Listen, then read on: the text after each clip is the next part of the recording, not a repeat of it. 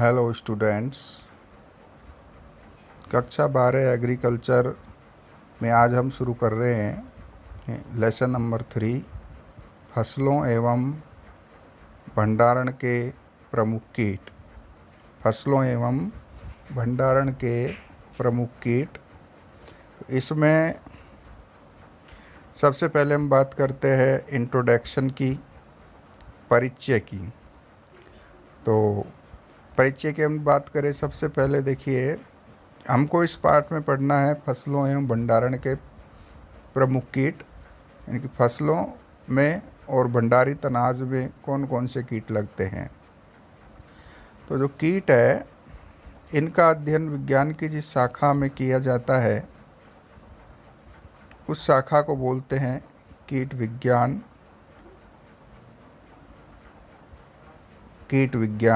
Entomology, कि जंतु विज्ञान की वह शाखा जिसके अंतर्गत कीटों का अध्ययन किया जाता है, कीट विज्ञान कहलाती है।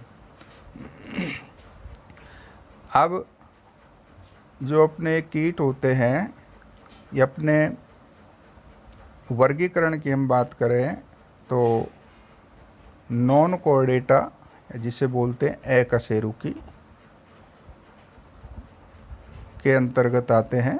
और अकशेरुकी के अंदर संघ होता है आर्थ्रोपोडा, और आर्थ्रोपोडा के संघ में वर्ग इंसेक्टा के अंतर्गत इन्हें वर्गीकृत किया गया है। तो इस लेसन में जो भी हम कीट पढ़ेंगे वो नॉन कोर्डेटा के आर्थ्रोपोडा संघ के इंसेक्टा वर्ग में शामिल हैं। इसके बाद में हम बात करते हैं कि जो भी अपने कीट आएंगे उन कीटों में क्या क्या लक्षण हैं। अब कीट हम कोई भी एग्जाम्पल के तौर पर ले सकते हैं, जैसे कातरा है, फल मक्खी है, या जो भी साधारण कीट है जैसे अपने घरेलू मक्खी है, मस्का डोमेस्टिका। कॉकरोच हम देख सकते हैं, इसमें कॉकरोच के शरीर में भी वही लक्षण मिलेंगे, क्योंकि सब ये भी जो भी घरेलू मक्खी है ये भी इंसेक्टा वर्ग की है। कातरा है अपने भंडारण और फसलों में लगने वाला प्रमुख कीट है। तो इनके लक्षणों की बात करें तो देखो, पहला लक्षण इनमें पाया जाता है कि इनका जो शरीर है, तो इनके शरीर पर में 3 भाग होते हैं। 3 भाग कौन कौन से हैं? सिर, वक्ष और उदर। सिर, वक्ष और उदर। इनकी जो टांगे हैं और शरीर है, टांगे और शरीर बहुखंडीय होता है, और कीटों का शरीर लगभग 20 खंडों का बना होता है। खंड पाए जाते हैं लगभग 20, जिसमें पहले 6 खंड मिलकर के सिर बनाते हैं। पहले 6 खंड मिलकर सिर बनाते हैं, और उसके बाद के 3 खंड वक्ष बनाते हैं, और अंतिम 11 खंड उदर बनाते हैं। तो लगभग 20 खंड हैं। वो अवस्था के हिसाब से है, किसी में 19 भी मिल सकते हैं, किसी में 20 भी हो सकते हैं, लेकिन अभी हम फ़िलहाल 20 मान के चल रहे हैं। जो भी एक खंड की कटौती या बढ़ोतरी होगी वो उदर खंड में होगी। सिर भाग के जो खंड है 6 खंड, ये फिक्स है। वक्ष भाग के 3 खंड फिक्स हैं, और उदर भाग में जो हैं 10 या 11 खंड हो सकते हैं। अब हम बात करें इनके सिर के बारे में, तो इनके सिर पर 1 जोड़ी श्रृंगिकाएँ, 1 जोड़ी सरल नेत्र, 1 जोड़ी संयुक्त नेत्र और मुखांग पाए जाते हैं। इनमें से देखने का काम संयुक्त नेत्रों के द्वारा होता है। मुखांग भोजन को चबाने और काटने का काम करेंगे। इनके वक्ष भाग पर 3 जोड़ी संधित टांगे पाई जाती हैं। ज़्यादातर जातियों में, अधिकतर जातियों में 2 जोड़ी पंख हैं।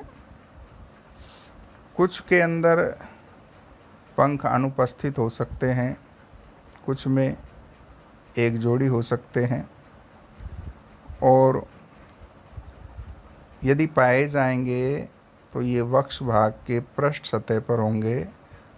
और वक्ष भाग भी कौन सा? दूसरा और तीसरा वक्षखंड, क्योंकि वक्षखंड में हमने कितने खंड पढ़े हैं? 3 खंड। अब बात करें हम श्वसन की, तो इनके अंदर श्वसन के लिए श्वास रंध्र और श्वसनिकाएं होते हैं। तो श्वसन किसके द्वारा होगा? श्वास रंध्र और श्वसनिकाओं के द्वारा। उत्सर्जन के लिए इनमें मैल पीघी नलिकाएं पाई जाती हैं।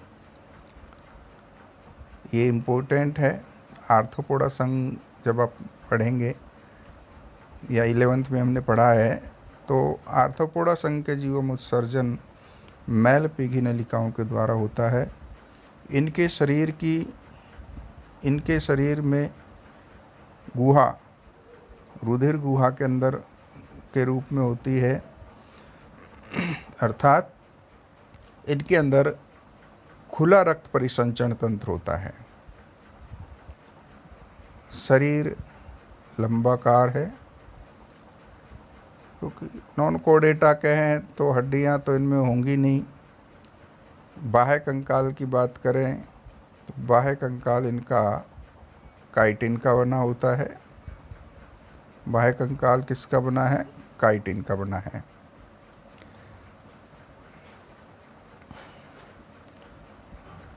बात करें हम जनन की, तो ये एक लिंगी होते हैं। एक लिंगी का मतलब क्या है?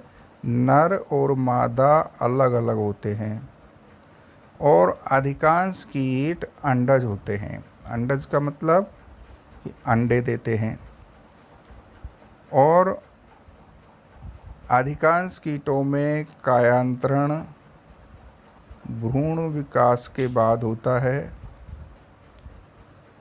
कीटों में कायांतरण 2 तरह का हो सकता है, पूर्ण और अपूर्ण। अब हम बात करते हैं इसके जीवन चक्र की। तो कीटों के जीवन चक्र में 4 अवस्थाएं यदि हैं, 4 अवस्थाएं कौन कौन सी है? अंडा, लार्वा, प्यूपा और वयस्क। अंडा, लार्वा, प्यूपा और वयस्क है, तो उसे बोलते हैं पूर्ण कायांतरण। और यदि 3 अवस्थाएं हैं, अंडा, अर्भक और वयस्क, तो उसे बोलते हैं अपूर्ण कायांतरण। इसके बाद हम बात करते हैं फसलों में लगने वाले कीटों का ऋतु, फसल एवं वैज्ञानिक आधार पर वर्गीकरण की। यानी कि फसलों में जो कीट लगते हैं उनका वर्गीकरण है ऋतु की, मौसम के आधार पर, फसल के आधार पर और वैज्ञानिक आधार पर।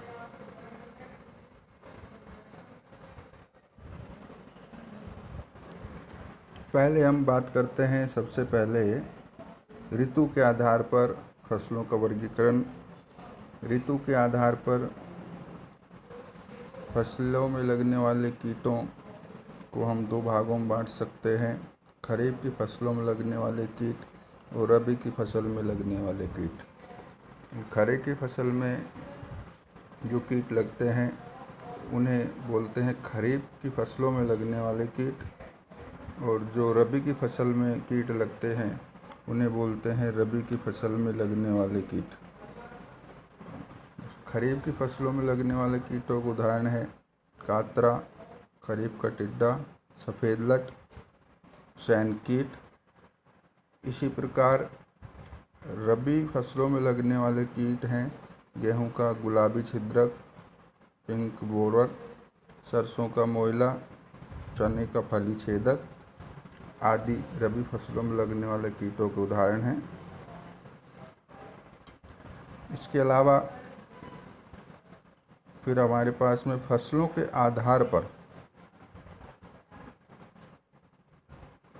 आधार पर दो तरह के कीट हैं या दो प्रकारों में वर्गीकृत किया गया है।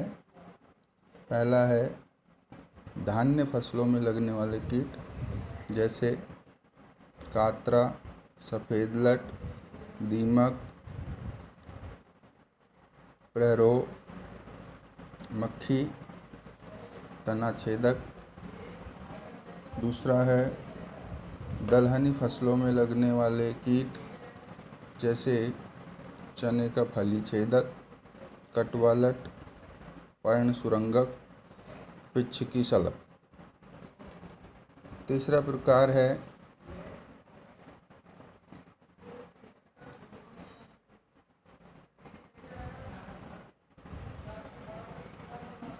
तिलहन की फसलों में लगने वाले कीट, जैसे सरसों का मोइला, तिल का संपुट वेदक कीट और मूंगफली का पर्ण सुरंगक। इसी प्रकार सब्जियों में लगने वाले कीट, जैसे मटर का पर्ण सुरंगक कीट, हीरक पृष्ठ शलभ, पिस्सू भृंग, सफ़ेद मक्खी, बैंगन का तना एवं फल भेदक कीट।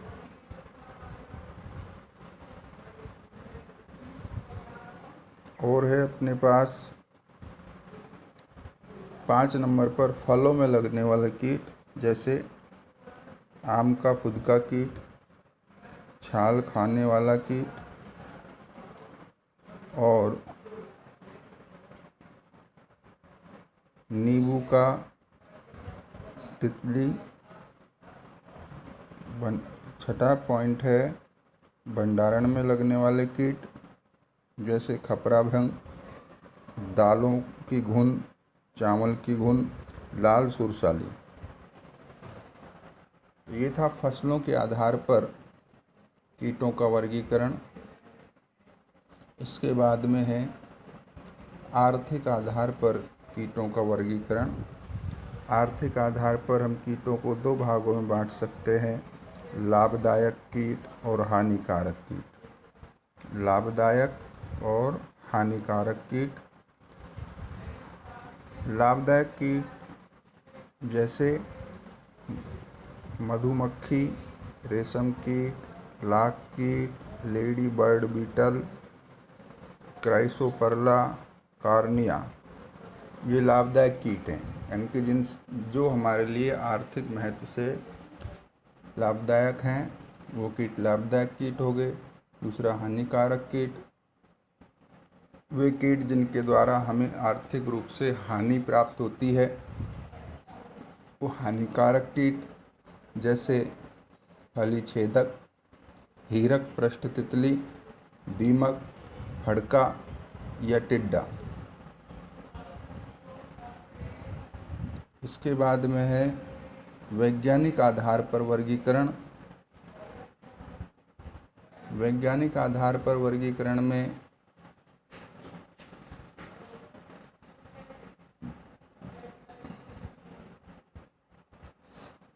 कीटों को टोटल 29 क्लासेस 29 वर्गों में बांटा गया है। कितने वर्गों में बांटा गया है? 29 क्लासेज में बांटा गया है। इनमें से जो कृषि महत्व के वर्ग हैं उनकी बात, या कृषि महत्व के जो समूह हैं उनकी बात हम करेंगे। इसमें एक कॉलम में गण दिया गया है और दूसरे कॉलम में उस गण से संबंधित कीटों के नाम हैं या उदाहरण हैं। और जो ये गण दिए गए हैं ये हर साल एग्रीकल्चर के जो कंपटीशन होते हैं, जैसे ICAR है, जेट है या BHU है, इनमें हर साल प्रत्येक वर्ष गण और बायोलॉजिकल नेम पूछे जाते हैं। और ये प्रश्न फिक्स हैं कि गणका और बायोलॉजिकल नेम के प्रश्न आते ही हैं। तो हम बात करते हैं जो वर्ग हमारे कृषि में काम आते हैं, कृषि के महत्व के हैं। पहला गण है ओडोनाटा। ये गण का नाम है ओडोनाटा। इसका एग्जाम्पल है हमारे पास ड्रैगन फ्लाई कीट। दूसरा गण है प्लेकोप्टेरा। प्लेकोप्टेरा, इसका एग्जाम्पल है स्टोन फ्लाई। स्टोन फ्लाई कीट का नाम है, प्लेकोप्टेरा गण है। तीसरा गण है आर्थोप्टेरा। इसका उदाहरण है हमारे पास टिड्डा, फड़का। चौथा गण है डिक्टियोप्टेरा। इसके उदाहरण है कॉकरोच और मैंटिड्स। कॉकरोच और मैंटिड्स। तो ये 4 गण तो ये हो गए हमारे पास। आगे हम बात करते हैं और गणों की।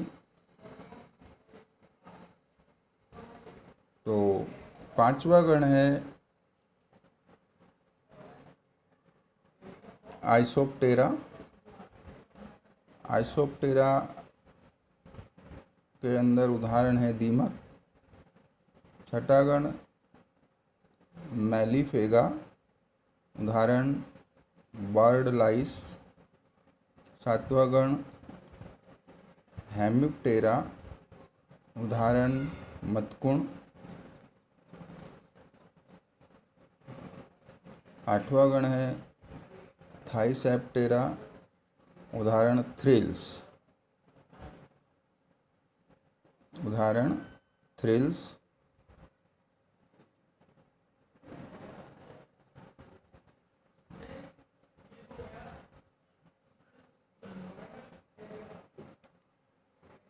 नवां गण है मैकोप्टेरा, उदाहरण स्कॉर्पियन फ्लाई।